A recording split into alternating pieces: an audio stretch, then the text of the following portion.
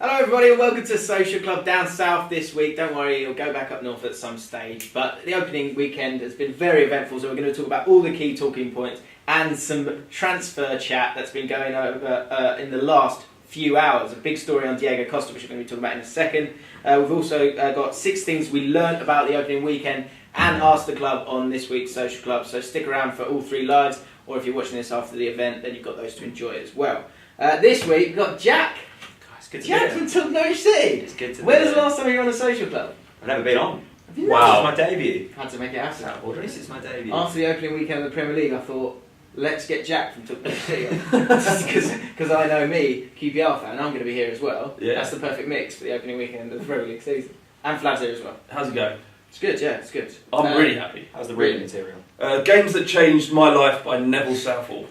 Really? Yeah, it's a good article. You should read it. Bury 2, Doncaster 0, 1981. Great game. Remember it well. We all remember that one, didn't we? So, Diego Costa, let's talk about it. There he is, dramatically put behind bars because he feels like he's being treated like a criminal, Flav. He is. He's annoyed. He is annoyed. And look, there's Conte on the other side of the bars, very clever, because he's celebrating the fact that he's in jail. I mean, it's a bit of order in it. He's just cheering in his face. Yeah, that's a bit harsh. So what's happened is a reporter from the Daily Mail has headed up to northeastern Brazil. He sees happy enough, and then get a few caprinas on the way. Happy days. And knocks on his door, on Diego Costa's family home's door, and Diego Costa puffs out his cheeks and goes, "In you come. Let me reveal everything." Yeah. His exact words were, "You've come far enough. You've come far. Let me come in and spill my guts." Yeah. It doesn't. This seems odd. Yeah. Really odd. Daily Mail turn up on your doorstep, in middle of Brazil, literally a very difficult, inaccessible place to reach, and then just come in and have a cup of tea. Yeah. Sounds like bollocks, Jim. Do you think? Yeah. But there are pictures to back it up, so it seems like he's being quite outspoken because he's frustrated at being treated like a criminal, apparently, by Chelsea and in particular Antonio Conte. So the main details of this story is that obviously there was a story back in January that Conte might be on his way to China, and then there was a game against Leicester away, which he was kept out of because of a training ground bust-up. He then played in the game after that, and it all seemed to be fine, and everyone was happy, and he plays in the FA Cup final, played well, although they lost, and it all looked like it was fine. Then in the summer, Conte's just texted him, quick text, because it's long, innit? Yeah, and there's the language barrier. Let me just get this down on text. That you're not in my plans, and since then Conte's been frozen out. Costa, Costa, sorry. And he wants to go to Atletico Madrid. So in this article, he said that Conte is a great coach, but I respect him as a great coach. He's done a good job, and I can see that as a person. No. So you can just tell that's his kind of speech to just try and get out of the club. He's just trying to be nice, just to let them have a bit of, just give him a bit of leeway, and you can just tell that he's going to get shut down once again. He clearly hates Conte. Yeah, and Conte clearly dislikes him, but he wants to go to Atletico Madrid. He says that's the only place I want to go. He's willing to sort of not take any pay if he's allowed to go in January. It's not about the money and all these things. First of all, is he being treated unfairly by Conte and Chelsea because they want him back? They want him back to train with the reserves, and he's saying he won't do it. Well, you don't know the ins and outs, but you can only go on what we've seen. There's been some sort of issue. Is he being treated unfairly? No, he's not. He's not being treated unfairly. He's been fined for every day he missed. He's an employee of Chelsea Football Club. He has to be there to train and do whatever they want him to do. But your job isn't to go and play football. Your job's to do all the things as well as playing 90 minutes of football on a Saturday and making sure that you're at the club when you're supposed to be is a part of it. So he's right to be fined. He should, essentially Chelsea should be moving to sue him. So Costa said the other side of it. He said I've still got the text on my phone and I'm thinking about legal action myself. Yeah, but it's not saying you're no longer in my plans. That doesn't mean you can go and sit in Brazil for the next 6 months until you leave. Just because that's what you want to do, because it's easier than being at Chelsea, that doesn't mean you then get the free rein to do it. You're employed, it's a contract, you've got to do as you're told. I think Costa has to take some responsibility for this just for himself and anything, because if he goes 6 months without playing football, will Atletico want to take him on? If there's offers being made for him from maybe a Chinese club, surely you would just take it to just keep playing football. It seems very odd to just stop playing just because of an ego boost. But I guess it's I don't want to go to China and do football videos. Do you know what I mean? So like, But if the money was right, I think I'll just stay here. I think I'll go back home instead of heading off to China to do it. Even though it's a bit more. Actually, well, let's see what the offer is before you just text me. But it's something's happened along the way here that is really odd. So apparently the story is that in January they were pushing these moves to China. The club, not him. He wanted to sign. He was happy. Obviously, everything was going great. But either something's happened more than is being said here, or Conte he's a control freak to a point. A bit like you could say Fergie was. Fergie did the same kind of thing where you went, look, you're not worth the hassle. No one's bigger than the manager. Off you go. Do you think it's that? I think it could be. But once again, I come back to this point. If there's football players that either we don't know if Costa wants to be there or not, but for Chelsea's sake, just cut ties immediately, because it's clearly this is now a big talking point. They've lost at the weekend, and they should be looking at how to improve, not how they try and get Costa back on side. At the same time, if there's a relationship here that can be built and can be prosperous going forwards, then that also needs to happen. But this talk at the moment is just all nonsense, and it's not helping Costa or Chelsea. Chelsea have a massive. Conte actually has a massive responsibility here.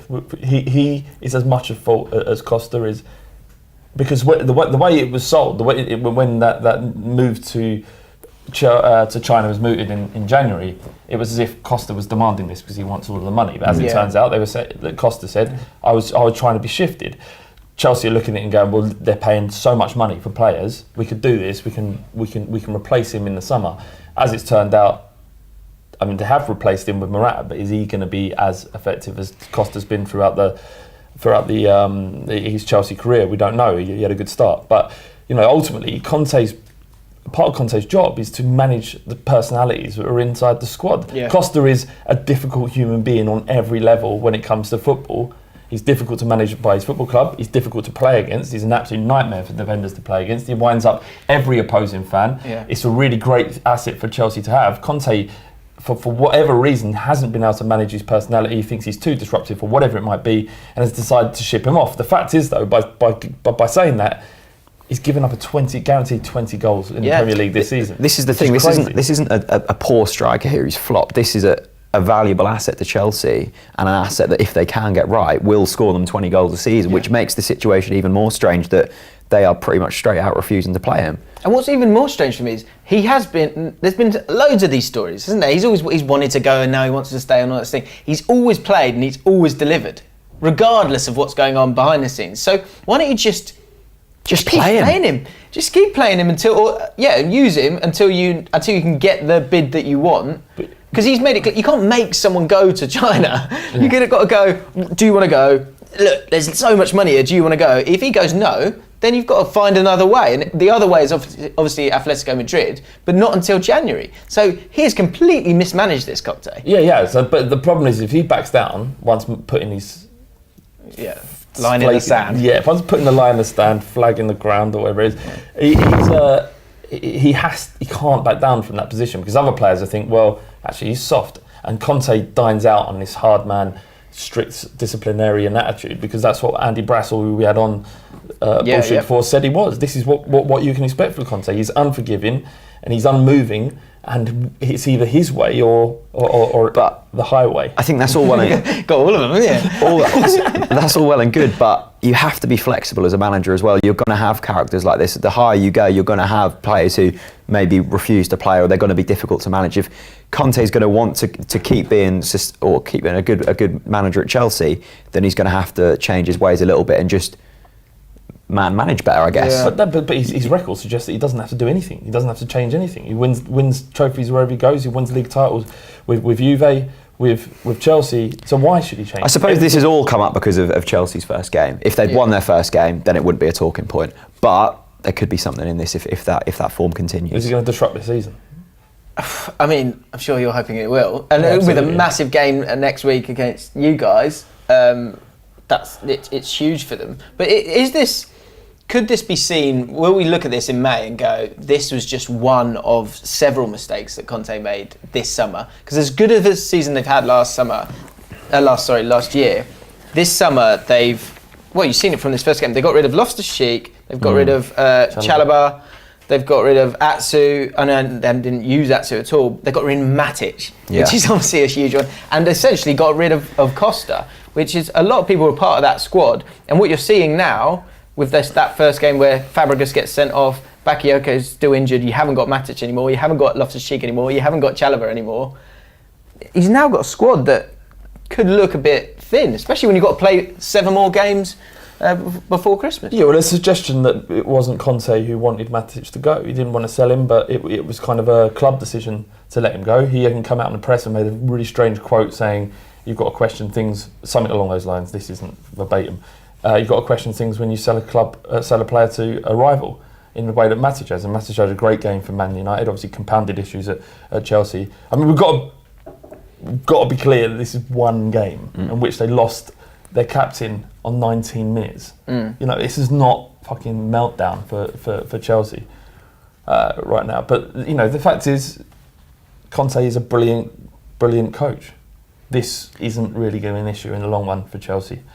I wouldn't worry too much if I was a Chelsea fan right now. And if I was a rivals, I'm going into the game next week, Spurs-Chelsea. So you wouldn't be worried at all, despite the fact that with Costa, you've got a guy who bullied defences last season.